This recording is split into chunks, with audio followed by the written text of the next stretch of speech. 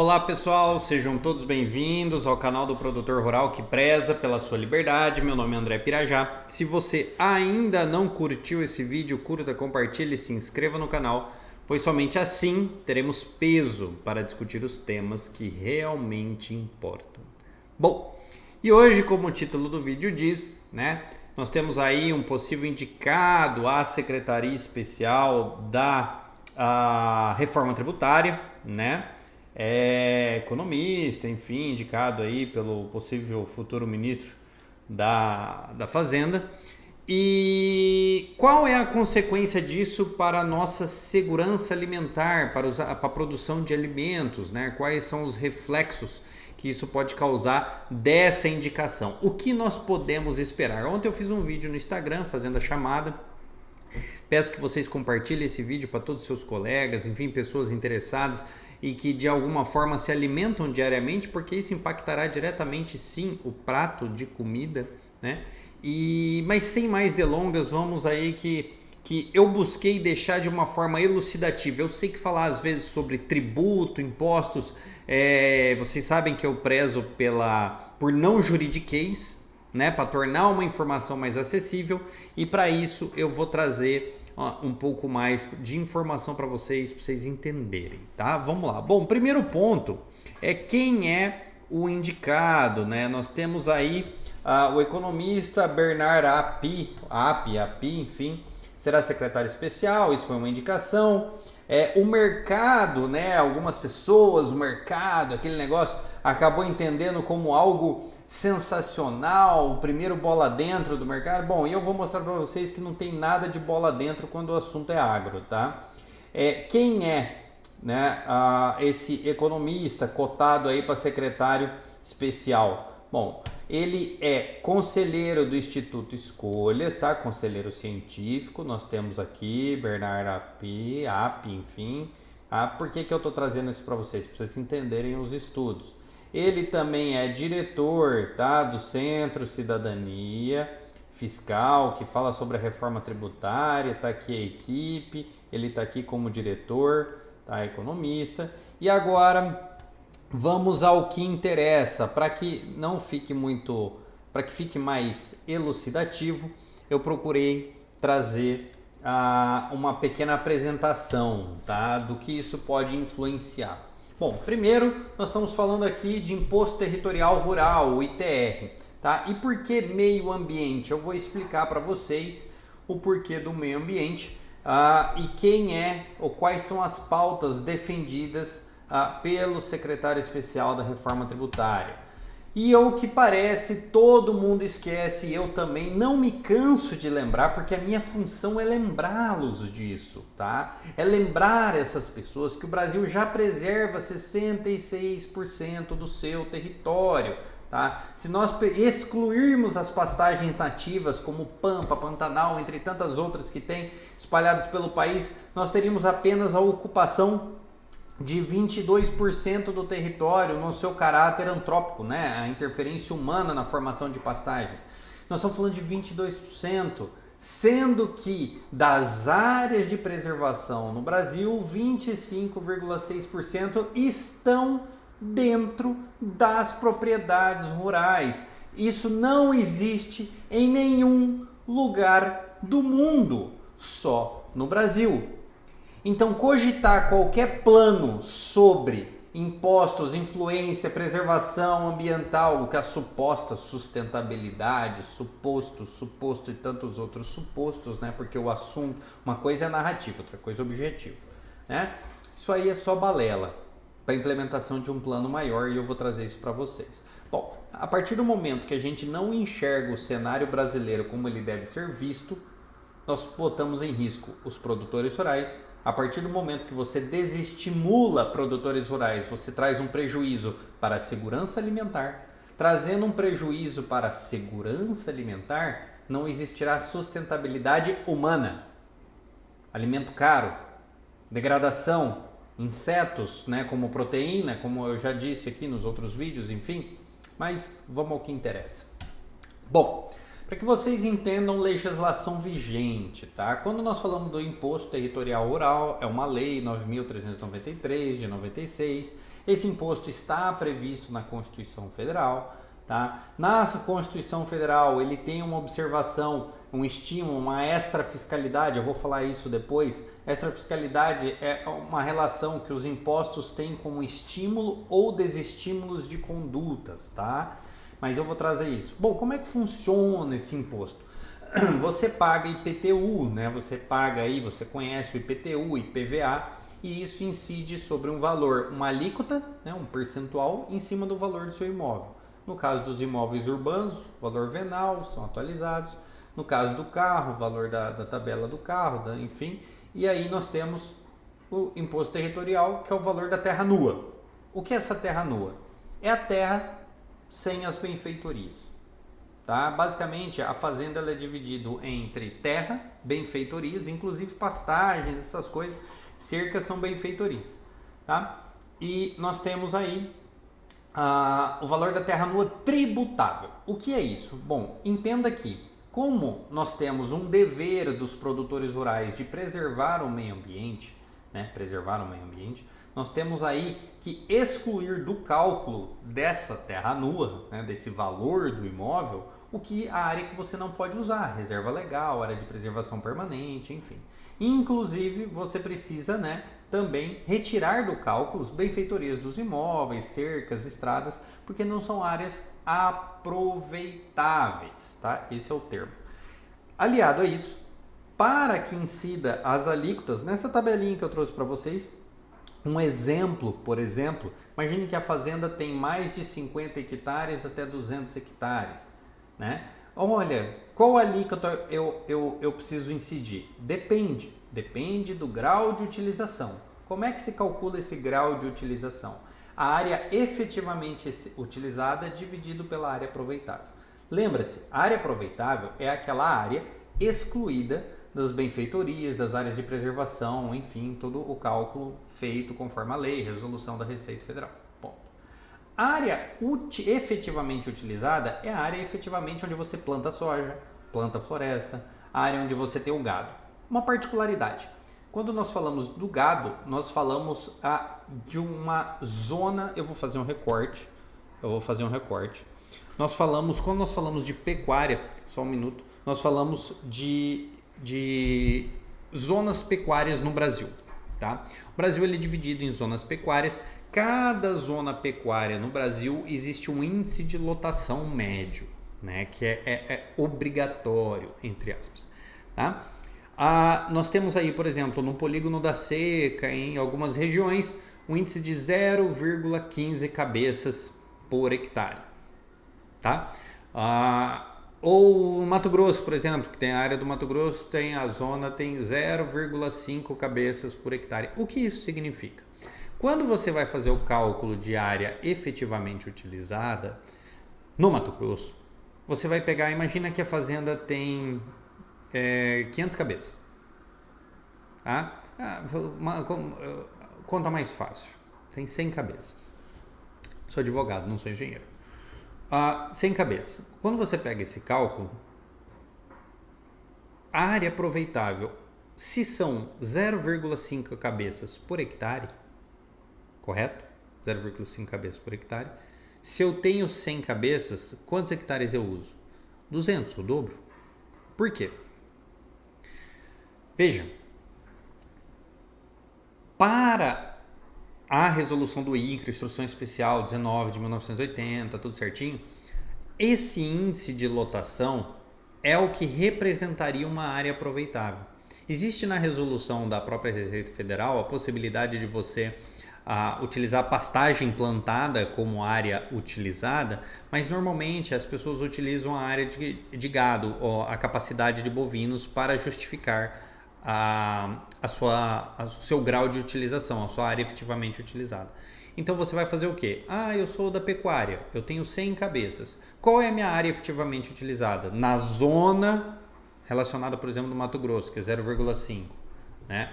Eu utilizo 200. Aí você vai pegar 200 divididos pela área aproveitável. Eu vou trazer esse cálculo para vocês, para que vocês entendam. Bom, vamos lá. Seguindo o baile, para que vocês entendam. Bom, então isso aqui é uma explicação simplista. Imagina que a área aproveitável desse cálculo foi 70, tá? E aí a sua fazenda é de 50 até 200 hectares, você vai na tabelinha, olha, eu preciso aplicar 0,4 sobre o valor da terra nua tributável. Como é que a gente chega nesse valor? Tá? A gente chega nesse valor primeiro encontrando, né, um exemplo para vocês de um ITR aqui, a gente encontra a área aproveitável, tá? Então você tem lá a área total do imóvel, né, onde ela tem, imagina um imóvel igual a esse exemplo, 2.127 hectares, né? Aí você tem a área de preservação permanente, a área de reserva legal. Todas essas áreas você não utiliza, ela não é uma área aproveitável, são áreas de mata, entendeu? Então assim, isso você precisa retirar do cálculo dos hectares, incluindo as áreas destinadas a benfeitorias úteis, necessárias, enfim. Então de todos esses 2.127 hectares, excluindo essas áreas, sobrou 885. Qual que é a área de pastagem dessa fazenda? 884. Ou seja, você basicamente está usando toda a área que seria aproveitável, tá? Utilizando essa área, você tem lá o valor do cálculo da terra nua, né? Qual que é o valor do cálculo? Como é que você chega nesse valor? Existe uma pauta municipal, cada município traz o valor do hectare relacionado a terra nua, para você fazer o cálculo por hectare. Então, encontrou esse valor. Qual o valor da construção? Qual o valor das costuras? Parará. Valor da terra nua. 14.030. 14 milhões e 30 mil, papapá, 524. Beleza. Lembre-se que esse é o valor total da terra nua no imóvel. No imóvel. Agora, a gente precisa encontrar o valor da terra nua tributável, que é somente sobre aquela área onde é possível a exploração econômica. Então, no nosso caso, né, no nosso caso que estava ali, a gente reconhece somente os 5.902.000. Por quê? Porque em vez de 2.100 e poucos hectares, eram só 885. Né? Aí, como que nós chegamos nesse imposto calculado? Eu trouxe o cálculo para vocês aqui do lado. Essa área tinha 1.470 cabeças, a zona pecuária dela, o índice de lotação era 0,5 cabeças. Dividindo, né, o número de cabeças pela lotação, nós chegamos à área efetivamente utilizada de 735 hectares. Lembrando que nós estamos dividindo ali o número de cabeças, né? 735 hectares. A área aproveitável do nosso cálculo era 885 hectares, dividindo área efetivamente utilizada pela área aproveitável, 82,9%. Neste caso, como a fazenda tinha mais, né, ela estava naquela, se vocês se recordam na tabelinha, ela estava aqui, ó, maior que 1.000 hectares até 5.000 hectares, com um GU de maior que 80, que é a primeira coluna, 0,30, correto? Então é assim que a gente chega no cálculo, que aí incide sobre o valor da terra nua tributável, e aí você encontra o valor. Bom, esse é o ITR explicado resumidamente. Mas o que tem a ver o novo secretário, né, executivo da reforma tributária? O que ele pode trazer para nós? Basicamente, somente pela capa do trabalho, imposto territorial rural, como forma de induzir boas práticas ambientais, nós podemos tirar um pouco podemos tirar algumas conclusões. Já na sua introdução, ele expõe que o trabalho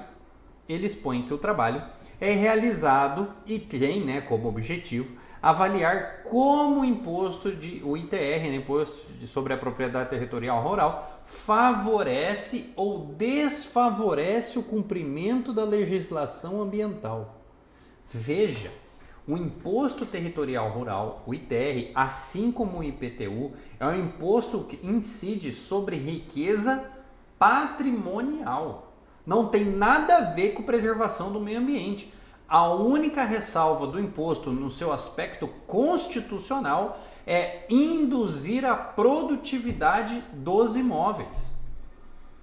Nós não estamos falando de preservação ambiental, para isso existe o Código Florestal. Nós estamos falando eventualmente de produtividade para estimular de forma que as alíquotas sejam maiores quando for menos produtivo. Ponto. Ah, André, mas o que a gente pode fazer então, né? Isso é um estudo também do Instituto Escolhas, tá? Aquele lá é o próprio artigo dele, aqui é o outro artigo do Instituto Escolha, então nós já temos dois, do Bernardo Api lá, Bernardo Api, sei lá. Vamos ver o que ele trouxe. Obviamente, a baixa produtividade na produção agropecuária e o desmatamento com finalidade especulativa. Veja, ele já trouxe como regra geral a baixa produtividade e a finalidade especulativa. Também tem impactos ambientais negativos. A baixa produtividade implica na necessidade de um volume maior de terras para um determinado nível de produção agropecuária e, portanto, um volume muito maior de desmatamento, que o que seria necessário caso a produção fosse realizada de forma mais eficiente. Então, assim, já que você não é eficiente e já que o imposto que deveria regular produtividade também não ajuda na arrecadação, porque vejam, o ponto aqui nunca foi o meio ambiente. O ponto aqui desses estudos é quanto o Estado poderia incrementar na sua arrecadação. Esse é o ponto. É uma pessoa voltada pelo aumento de arrecadação tributária em um país onde nós já temos um excesso de tributos. Ou talvez seja, inclusive, ele foi cotado para implementar essas situações para poder pagar a PEC, né, do estouro, né, a PEC do arrombo, né, que vai quebrar o Brasil. Olha que interessante como as coisas começam a se desenhar. Uma pessoa que sabe como arrecadar mais de pessoas que possivelmente têm dinheiro, né? Detalhe que o ITR, a penhora dos imóveis por não pagamento de impostos são destinados, né, podem ser destinados ao INCRA, tá? Reforma agrária, se é que vocês me entendem. Bom, mas vamos voltar para o assunto do ITR. Bom, nós temos aqui daí, hoje no Brasil, a tabela, né, 0,15, a média 0,56, o máximo 0,90, 90 Sudeste, Sul, 0,56 Centro-Oeste, regiões ali do Cerrado, 0,15 Polígono da Seca, enfim, tá? Basicamente isso, tá? A ideia é modificar, atualizar a tabela para 0,66 o mínimo, Polígono da Seca, de todas as regiões, 1,37 os intermediários e 4,09 Sul-Sudeste. O que isso quer dizer? É que as fazendas, para usufruírem de um grau de utilização, como nós havíamos calculado, de eficiência com baixa incidência tributária, ou seja, você vai ser estimulado, quer pagar menos ITR, você tem que ser altamente produtivo. Cada fazendinha vai ter que produzir, por exemplo, no Sul-Sudeste, 4 bois por hectare. 4 bois por hectare, nós estamos falando pelo menos aí de uma integração lavoura-pecuária com confinamento, entre outras coisas. Quantas pessoas têm condições de bancar isso? Me diga, quantas pessoas? Pouquíssimas. Quando a gente olha um estudo desse, me lembra isso aqui. Tem um curso que a gente tem no Produtores pela Liberdade, que é o Fim da Propriedade Rural. Quem não conhece, acesse, vocês têm acesso ao site produtorespelaliberdade.com.br, né? Seja membro, vai ter acesso a esse curso. Nós já tratamos do mercado de cobrança de carbono, nós já mostramos como isso visa de uma forma incisiva, obrigatória, fazer com que produtores rurais contratem financiamento para a reforma de pastagem degradada, para realizar a integração lavoura-pecuária, para pagar pedágio ambiental. Agora nós temos uma questão tributária que irá nos obrigar a fazer isso.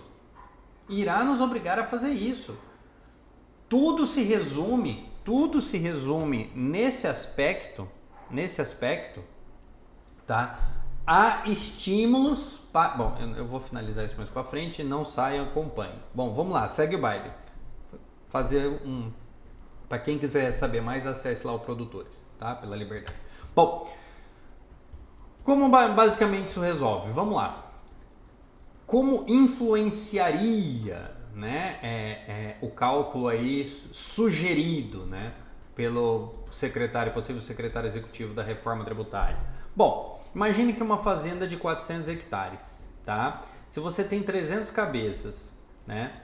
E no grau máximo, vai sul, sudeste, entre outras regiões no Brasil, hoje é 0,90, seu grau de utilização é 83%. Ou seja, você estaria aí, né, nessa fazenda de 400 hectares, atingindo, né, a sua capacidade de bovina, de gado, de eficiência. Você pagaria aí o imposto, nesse caso, o de 400 hectares, nós vamos estar ali no 1 e pouquinho, nenhum, 0, alguma coisa, tá? Quando a gente fala na mesma situação, tá? Mudança como a sugerida, nós iríamos para um grau de utilização de 18%. 18%. Vamos ver quanto é que dá 18% a diferença de tributos? Enquanto que nós temos na fazenda até 400 hectares, aqui no 80 você pagaria 0,10% de imposto, aí você vai começar a pagar agora 3,3%. 3,3%. É por isso que ele sugere um aumento gigantesco na arrecadação do ITR. Porque as pessoas não exercem atividade como exercem hoje. Porque demanda dinheiro. Não é simplesmente trocar a regra tributária que vai resolver o problema. Não vai. Por que não vai? Porque esse tipo de estímulo tributário gera única e exclusivamente uma outra situação que eu vou trazer para vocês. Bom, seguindo. Mas qual também é o segundo problema disso? Tá? O segundo problema é que, a partir do momento que você tem linkado, como eu disse aqui exposto, os cadastros do INCRA com o da Receita Federal, o governo poderá caracterizar, de acordo com a atualização desses novos índices, o descumprimento da função social. Ou seja, por meio do ITR, eles poderão fomentar a desapropriação de terras. Mas eu acredito que o economista não tem essa visão global porque ele não entende do agro, ele só entende de arrecadar. No caso, esses socialistas fabianos, né? O negócio deles é Estado inchado. Então eles não entendem disso.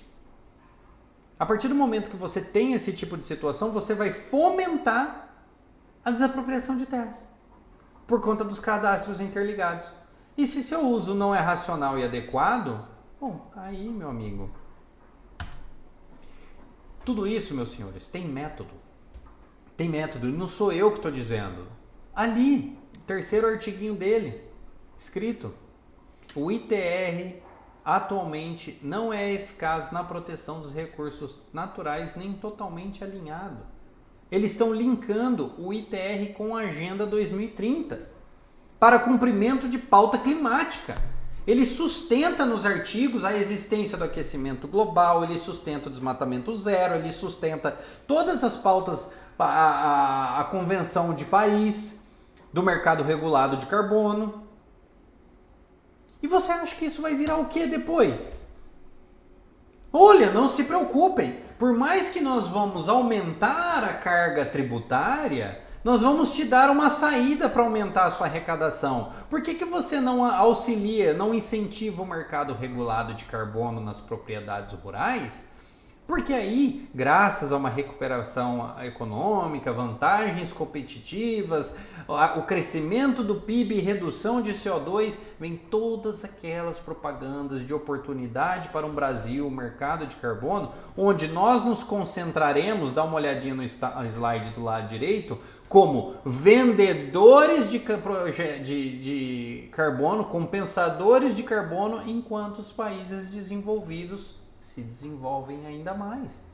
Nós somos a boi e velha colônia. Porque no final das contas, eles não estão preocupados com o alimento.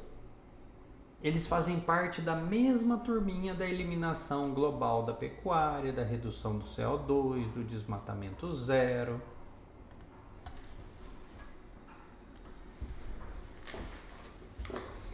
O mesmo projeto de tributação que está sendo, que foi cogitado por eles, por esses pesquisadores, economistas, está sendo feito agora na Colômbia, no governo Petros.